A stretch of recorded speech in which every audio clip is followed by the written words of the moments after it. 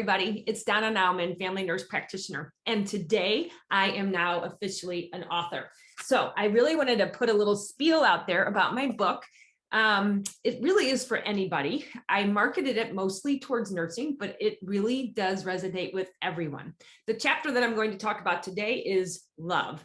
The first chapter is really about how do we love ourselves and how do we love other people, and why loving ourselves and other people is so important for community, for our own well-being, for our ability to feel connected and feel love inside of us. As we get older and things happen in our life and we go through the cycles and transitions of life, I think sometimes we lose that part of us that is really connected to love. And I think, sometimes we just see so much stuff that we're just like, or we hear the news too much and it's so negative that we forget that the world really is very loving. And I promise you that the world is very loving, just from my experience working as a nurse practitioner. Every patient that I came in was lovely and prayerful. Every patient that came in really wanted to feel better and be better and do better. I just felt so much love and connection. So I really started studying love, and there was a couple people that I really followed. The first one really happened to me when I was in my early mid-20s, and that was Dr. Leo Buscaglia. He was a teacher, a professor, and he started a class called Love that he was offering at the college for free. Everybody thought nobody was going to show up for that silly little class.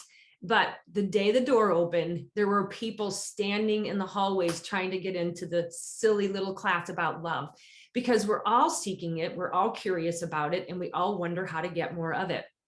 So he does a really excellent job of helping us really reconnect with who we are, who we want to be, and who we want to become, and how we want other people to see us as well. So I thought that was really cool. I also talk a lot about a book that I read that was by Og Mandino. Og Mandino wrote a book, and it's called The Greatest Salesman in the World. And aren't we all really just a little bit of a salesman in this world? We are.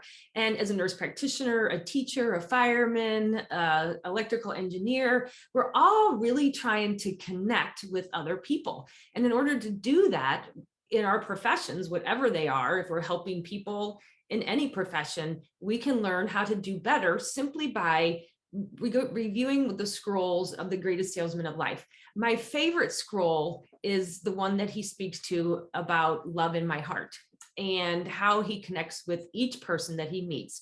And each person that he meets, he connects with their eyes first, and with his eyes only, no words, he says, "I love you," with his eyes only, nothing else. And people get it. Like in practice, people could tell that I really did care simply by some of the behaviors and the things that I used at the practice. Like that was a super big one, especially if people are feeling really scared, like maybe you're working with a patient or you're in a dentist office or something and people seem real scared. When you connect with the eyes and you're just saying, "I love you," with your eyes, people can feel that energy coming off of you. Our heart beats 2,000 gallons of blood a day. It runs through 30,000 blood vessels. It spreads into the universe, so it beats outside of us this energy force. Some people say 3 feet, some people say 20 feet, whatever, it doesn't matter. We are beating into the universe. So if we are standing in a 3-foot, which is that close net, that is where a lot of our connections are going. So if we're angry, we're connecting on an energy level of anger. And if we're lovely, we're connecting on that energy level of love. So ask yourself, who are you being when you start to feel any kind of anxiety or you start to feel things building up inside of you? Because the capacity of the heart is 60 times greater than the amplitude of the brain. And it's 100 times stronger. So the heart is a very strong, and it puts out a vibration. It also has a tone. So love, dub, love, dub, love, dub, that is spreading out into the universe as well. We don't hear that, but it's clearly happening inside of us. Anybody that puts their hands over their heart or puts their hands on their pulse can feel that vibration that's going out into the world. And so what are you vibrating into the world? And if you want to feel different, you have to be different, because we don't just learn love. We have to incorporate it into our life. For many people, we've had upbringings that maybe mom and dad worked full time and just felt like nobody was ever at home with you, or maybe there was abuse verbally, physically, or maybe just traumatizing things. Like for me, I was at gunpoint twice. I had a 16-year-old friend that was electrocuted, and we were all there and watched him pass away. Like those are moments in life that become very ingrained inside of us. And so really learning, love is a learning process as well. And so I really talk about that in the book. So I think you should all get this book. I'm trying to make a bestseller. Anyway, so those are a couple things, symptoms of loving yourself. So if I ask a patient, they come in, I say, do you love yourself? And everybody's like, oh, yes, I do. I love myself. But yet 1 out of 4 people are depressed. People have anxiety all over the place. 90% of the office visits that come in are clearly emotionally related, because we're inside beating ourselves up all day. Like we're having these negative thoughts, we're having these negative images, we're visualizing the future as hopeless. I could just like think about somebody with COVID or something, and they start going down that whole rabbit hole, like, oh my God, I'm going to die, or oh my God, like you have to stop that thinking process and just say, like, at this very moment in time, I'm perfect. Everything in life is perfect. Because it is, until it's not. And so, but dreaming it into our life, so it takes, it breeds into something. We don't want that. We want to breed things that bring us excellence and love and joy and comfort.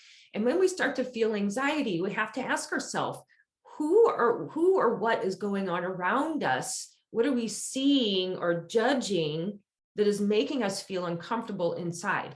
So for me, when I'm feeling anxious, it's almost always has to do with that feeling of just not being good enough. And I don't know where it comes from. I think it's a habit. I think it's ingrained. It happens right here in my solar plexus or my heart. I'm not sure which one, doesn't matter. I know what it is. And then trying to work through that, because it's kind of a pain to have that. And why, when life is so perfect, do I have a pain right there that doesn't feel good? And so like, that was my whole mission of really trying to teach people, because as I was learning, I was teaching myself how to feel better. And as you're learning, you're teaching yourself how to feel better. So those are kind of a few little things. The tips I would say, the takeaway are always doing good eye contact and saying, I love you. Standing within a 3-foot diameter. I know we're in the middle of COVID, but someday it'll be over. Hugging would also be a really excellent way, because when we hug, we connect with oxytocin. So if you're at home and you're with your family, maybe not hugging strangers, but at your home and you're with your family, remind yourself that we need 12 hugs a day. 12 a day. How many are you getting? And I know for me, like if there's nobody home all day and my husband comes home, I mean, I'm not going to sit and hug him like 12 times. So we really almost have to go out of our way to make those 12 hugs a day. That number 12 was looked at by Dr. Virginia Satir, and she's a psychotherapist. And so she's helping people work with worthlessness and isolation, anger, and hopelessness. And those things are inside of us, unfortunately, that are embedded from long, long ago. They're not even currently going on in this world right now. It's just that we sense it inside of us because we are sensing energy. And energy is everything. I mean, every cell of our body is made of energy. So trying to correct that energy is really one of the best ways to do it. So get out of the self-talk of negativity, revert yourself to talking to yourself with love and kindness. If you say to yourself things that you wouldn't say to an infant or a child or a baby, you shouldn't be saying them to yourself. And then you're going to have to just do some self-hugs because it's so difficult to get 12 of those a day. And this is actually one of the toolkits that therapists use to help people calm themselves. And it's because it's making oxytocin. You get in a jam and you're feeling very stressed. You can always put a pinch of salt on your tongue. Salt helps dopamine, one of the neurotransmitters of the brain, and it helps calm the brain down. So there you go. Lavender is really good too. So those are just a couple tips, but everything else, there's so much more in the book. So there you go. Hope you have a great day, and I hope it's all filled with love. And if it isn't, then try to figure out how to bring more of that into your life. Maybe you have to learn a new skill or a new tool, or you have to become the person that initiates it, because we as individuals have to initiate it in order to get it back. So there you go. That's my tips and tools for today. Bye. Wouldn't it be better for you if you were eating a healthier diet and you felt better and your brain was functioning better and you were like totally able to coordinate your life better and you were sleeping better? Is it so much to ask that you eat better? And I'm not saying not ever to go out to eat. I'm not saying never to do that. But what I'm saying is to adopt a program in your life that is really about really feeding the cells of your body. So that's so important. Getting your blood work is always important, making sure that you're not anemic, making sure that your thyroid looks good, checking an insulin level to see if you're pre-diabetic, or if you are a diabetic, you can kind of think through all the lists we just talked about, and maybe you have a lot of these symptoms because you are a diabetic. When those blood sugars are out of control, the sugar is not getting into the cells very well. It's stuck in the blood. When it's stuck in the blood, it doesn't get to the brain. The brain needs sugar to convert and do the work of the brain. It's the energy source of the brain. So when we have diabetes and our blood sugars are 300, 200, 400, I've seen them all the way up to 1,000 or more. And when those numbers are like that, your brain is not functioning well. You are not making good decisions.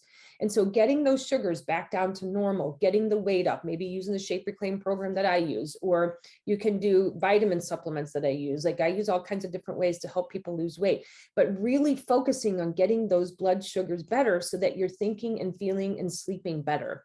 I use a lot of supplements when it's appropriate. The nice thing about these neurotransmitters is I actually have questionnaires that you can fill out, and it helps us really tune in to which one of those neurotransmitters seems to be your issue. So it's very individualized to you.